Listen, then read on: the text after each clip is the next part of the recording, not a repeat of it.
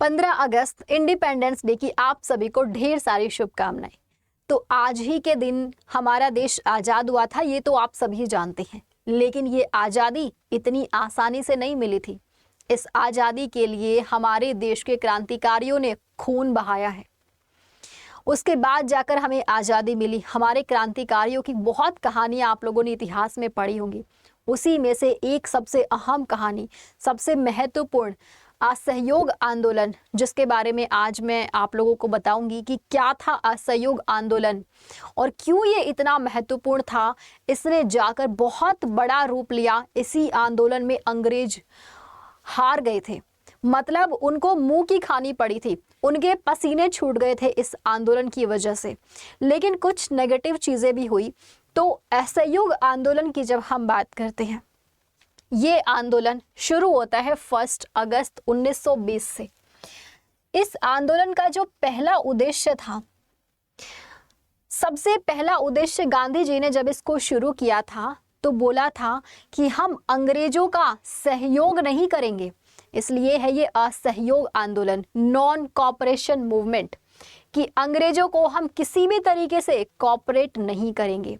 गांधी जी ने सबसे पहले एक चीज़ बोली थी इसके अंदर कि हिंसा नहीं करेंगे, हिंसा नहीं होनी चाहिए, क्योंकि हम सभी जानते हैं गांधी जी अहिंसावादी थे।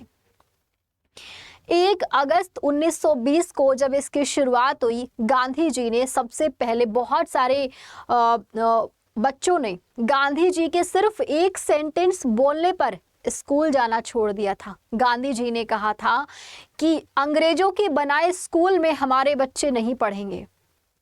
2 लाख से ज़्यादा बच्चे गांधी जी के कहने पर स्कूल नहीं गए।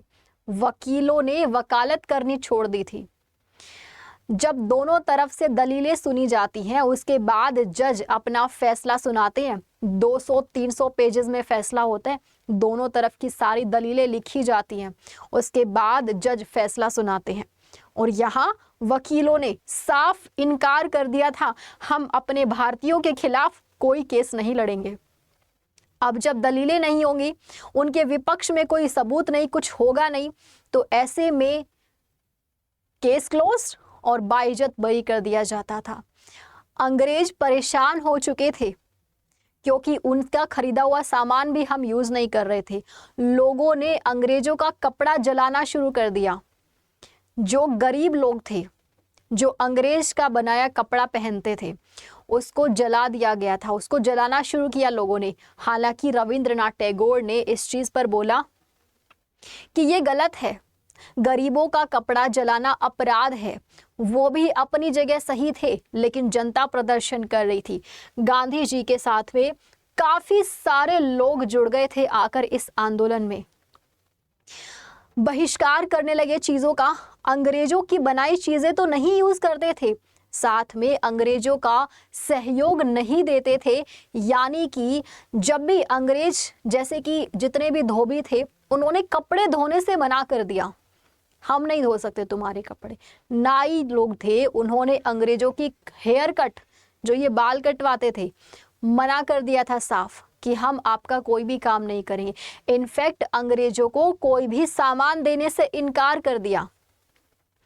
उस समय जो कपड़ा भारतीय पहनते थे, वो अंग्रेजों का लाया हुआ जो कपड़ा होता था, मॉडर्न कपड़ा होता था, वो सस्ता होता था, इसलिए भारतीय यूज करते थे। खादी जो हमारे देश में बनता था, जो स्वदेशी कपड़ा था, वो बहुत महंगा होता था। गांधी जी ने एक बात कही थी कि खादी पहनेंगे, भले ही कम पहनेंगे। उन्होंने कहा था कि मैं वचन देता हूं, मैं आधा कपड़ा पहनूंगा, खादी पहनूंगा। सभी लोगों ने अंग्रेजी कपड़े का बहिष्कार किया। हालांकि गांधी जी जो 1888 में इंग्लैंड से पढ़ाई करके आए थे, बैरिस्टर महात्मा गांधी के नाम से जिन्हें हम जानते हैं, उनके पास पैसे की कोई कमी नहीं थी। उसके बावजूद इन्होंने कहा कि मैं वचन देता हूं कि मैं आधा कपड़ा पहनूंगा, लेकिन अंग्रेजों का दिया कपड़ा हम नहीं पहनेंगे। ये थे महात्मा गांधी के शब्द। इनके साथ में लाखों जनता, लाखों में भीड़ जो है वो इस आंदोलन में जमा हो गई। शुरुआत में ये आंदोलन बहुत अच्छे से चल रहा था। शुरुआत में सब कुछ बहुत अच्छे से चला था इस आंदोलन की शुरुआत, लेकिन बाल गंगाधर तिलक की मृत्यु के बाद इस आंदोलन ने एक अलग ही रूप ले लिया। बाल गंगाधर तिलक की बात करते हैं तो यहाँ पे उस समय मुसलमानों का जो सबसे बड़ा नेता था शौकत अली, जिसने खिलाफत आंदोलन की शुरुआत की, उसे बुलाया गांधी जी ने और कहा कि बाल गंगाधर तिलक की अस्थियां उठाइए, उनको कंधा दीजिए। जबकि जो बाल गंगाधर तिलक थे वो बहुत बड़े कट्टर हिंदू नेता थे और शौकत अली ये मुसलमानों का सबसे बड़ा नेता था जिसने कंधा दिया। गांधी जी इस बात से ये दिखाना चाहते थे कि हमारे देश में हिंदू मुस्लिम एकता है, हमें कोई अलग नहीं कर सकता। बस इस चीज को दिखाने के लिए उन्होंने ऐसा किया। हिंदू मुस्लिम एकता को दिखाकर हम अपनी पावर, हम अपनी एकता दिखाना चाहते थे अंग्रेजों से कि हम अलग नहीं हो सकते।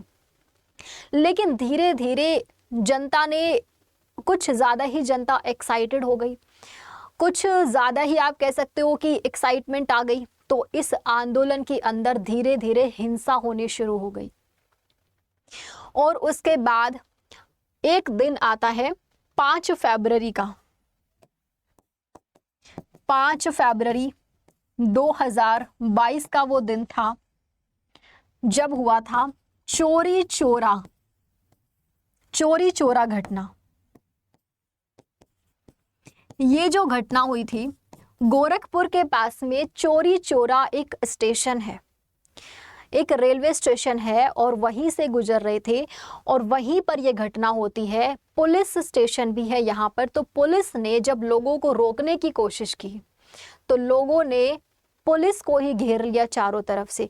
पुलिस डर की वजह से अंदर जाके अपने आप को जेल में बंद कर लिया और कहा कि अब कैसे मारोगे हमें। आंदोलनकारियों ने पुलिस वालों को छोड़ा नहीं, मिट्टी का तेल छिड़क दिया। 22 पुलिसकर्मी थे यहाँ पे, 22 पुलिसकर्मी थे जो मारे गए। इस सारी घटना का जब गांधी जी को पता चलता है तो उनको बहुत बड़ा झटका लगा और उन्होंने ये फैसला लिया कि अब इस आंदोलन को वापस ले लिया जाएगा। और फिर इस आंदोलन को गांधी जी ने वापस ले लिया। इसका कारण ये था कि जब तक कोई आंदोलन शांतिपूर्वक चल रहा है सरकार कुछ नहीं कर सकती है, लेकिन अगर आंदोलन में हिंसा शुरू हुई तो उसको दबाना बहुत आसान हो जाता है। आप रिसेंट का एग्जाम्पल ले सकते हैं, किसान आंदोलन। जब ये शांति से चल रहा था तो सब अच्छा चल रहा था।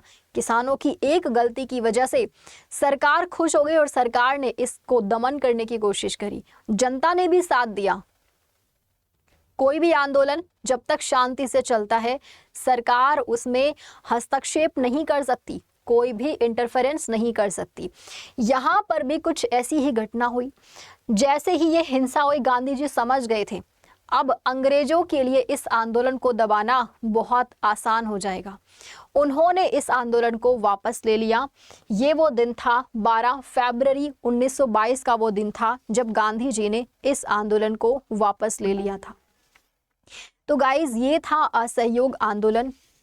उसके बाद मैं एक और छोटा सा आप लोगों को एक और चीज बताना चाहूंगी कि जब हमारा देश आजाद हुआ था 1947 के अंदर तो एक एक्ट लाया जाता है, इंडियन इंडिपेंडेंस एक्ट 1947।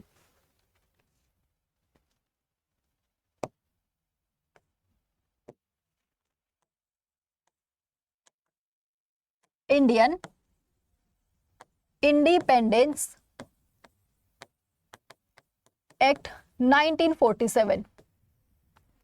ये जब एक्ट आया था 1947 के अंदर तो ब्रिटेन के अंदर इस समय जो प्राइम मिनिस्टर थे जिनका नाम था क्लीमेंट एटली, जिनका नाम था क्लीमेंट एटली, इन्होंने एक अनाउंसमेंट किया, एटली होगा, इन्होंने एक अनाउंसमेंट किया, कहा कि ठीक है 1948 के अंदर हम भारत को आज़ाद कर देंगे।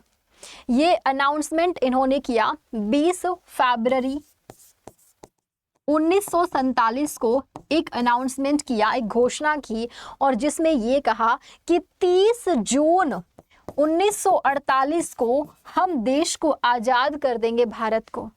तो भारतीयों ने कहा कि नहीं, अब बहुत हुआ, हमें आजादी चाहिए इसी साल, उससे पहले हमें आजादी चाहिए, हम इतना इंतजार नहीं कर सकते। और इसी समय मुस्लिम लीग जो था एक्टिव, जिसे 1906 में मोहम्मद अली जिन्ना ने बनाया था, इस समय इसको लीड कर रहे थे मोहम्मद अली जिन्ना, जो मुस्लिम लीग बनाया हुआ था। तो मोहम्मद अली जिन्ना ने कहा, इस घोषणा के बाद इन्होंने कहा क्या, इन्होंने आंदोलन किया और कहा कि अगर आज़ादी मिलेगी तो 2 राष्ट्रों को मिलेगी, सिर्फ भारत को नहीं मिलेगी, भारत और पाकिस्तान को मिलेगी। और उसके बाद लाया गया विभाजन समझौता, जिसे कि हम माउंटबेटन योजना के नाम से जानते हैं। ये अक्सर एग्जाम के अंदर भी पूछा जाता है। माउंटबेटन योजना